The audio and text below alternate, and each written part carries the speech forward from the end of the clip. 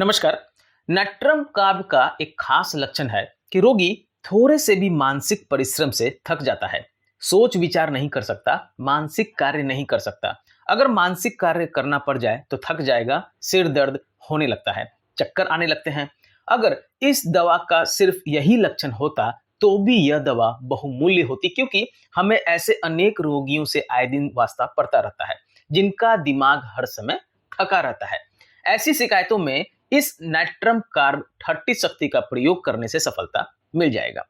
इस दवा का एक लक्षण यह भी है कि रोगी को परिवार के लोगों, मित्रों आदि से उदासीनता हो जाती है। वह इस मानव समाज से अलग रहना चाहता है। समाज के लोगों से मेलजोल बनाए रखने की इच्छा नहीं रहती। उसे अपने में और घर बार के या दुनिया के अन्य लोगों में ऐसी खाई दिखाई देती है जिसे भरना संभव नहीं होता। किन्हीं खास लोगों की तो वह शक्ल भी देखना नहीं चाहता। परिवार के लोगों के प्रति इस प्रकार की उदासीनता सीपिया में भी पाई जाती है, परंतु नाट्रम कार्ब में कुछ ज्यादा ही उदासीनता है। नाट्रम कार्ब की उदासीनता इतनी अधिक होती है कि संगीत सुनने से उसे रोना आता है, दुख होता है, आत्मघात अर्थात आत्महत्या करने की भावना जागृत होती है। जितने नाट्रम अर्थात सोडियम है, सब में इस प्रकार की खिन्न मनोवृत्ति पाई जाती है, परंतु नाट्रम कार्ब में ऐसे खिन्नचित वृत्ति जो है वो बहुत ज्यादा है।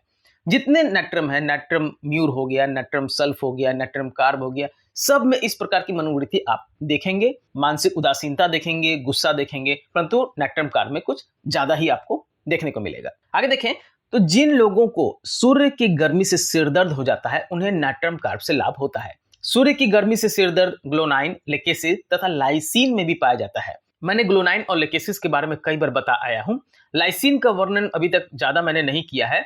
लाइसिन का सिरदर्द बहते पानी की आवाज या चमकीली रोशनी से भी बढ़ जाता है। इस बात का ध्यान रखिएगा, सूर्य की गर्मी से तो बढ़ ही रहा है, साथ में लाइसिन का सिरदर्द बहते पानी की आवाज से, चमकीली रोशनी से भी बढ़ता है। आप देखेंगे कि कई लोगों का नजला बहुत पुराना हो जाता है। नाक के नजले का रेशा नाक के पीछे के भाग से होता हुआ गले में गिरता रहता है। रोगी जोर से खांसा करता है, गाढ़ा बलगम गले से निकलता है और जितना निकलता है उतना ही फिर नाक के जरिए से गले में जाकर इकट्ठा हो जाता है। और ऐसे लक्षण पे भी नाट्रम कार्ब लाभ करता है। नाट्रम कार्ब तथा ब्रोनिया में ठंडे स्थान से गर्म स्थान में जाने से खांसी जुकाम आदि रोग हो जाता है, या फिर खांसी जुकाम है तो ठंडे स्थान से गर्म स्थान पे जाएगा तो वह रोग बढ़ जाएगा।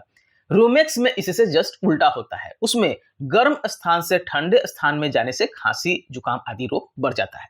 ध्यान रखिएगा, नाट्रम कार्ब और ब्रोनिया में ठंडे से गर्म में जाने से खांसी जुकाम बढ़ेगा। आपने कई स्त्रियां को देखा होगा कि अपनी शारीरिक अवस्था के कारण गर्भवती नहीं हो पाती। उनके योनि द्वार को संकुचित करने वाली मांसपेशी इतनी ढीली और शिथिल होती है कि पुरुष का वीर्य अंदर रहने के बजाय बाहर बह जाता है।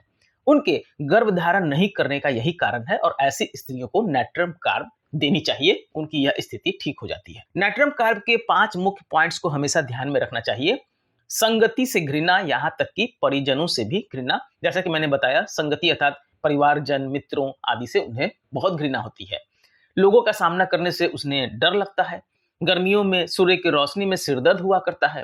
रोगी को ठंड अधिक लगती है, ठंडक का एहसास होता है, खुली हवा से उन्हें घृणा होती है। घर के अंदर आराम होता है, ढकने से आराम मिलता है। गर्मियों में सिर्फ सिरदर्द होता है, बाकी ठंड से सारी समस्या उन्हें होती है। गर्मियों से सिर्फ सिरदर्द का ही लक्षण बढ़ेगा।